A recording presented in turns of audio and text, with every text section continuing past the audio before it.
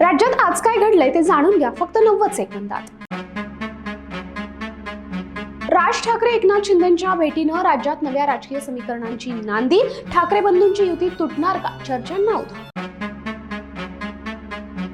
मालेगाव महापालिकेची महासभा सुरू होण्यापूर्वीच गदारोळ, भाजपाकडून संविधान तर शिवसेनेकडून महापुरुषांच्या फोटोंची महापौर उपमहापौरांना भेट। साताऱ्यात राष्ट्रवादी काँग्रेस आणि शिवसेना सत्ता स्थापन करणार, एकनाथ शिंदेंचा ग्रीन सिग्नल, मकरंद पाटील आणि शंभूराज देसाईंच्या भेटीत झाला निर्णय।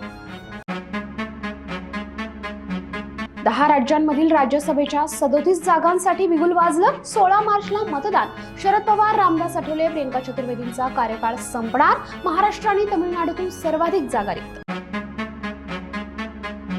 विमानाची माहिती नसलेली लोक, चौकशी समितीत बेकायदेशीर नोंदणी, कागदपत्रात फेरफार, 22 दिवसांपासून चौकशीला वेग का नाही, रोहित पवारांचा पत्रकार परिषदेतून खळबळजनक आरोप।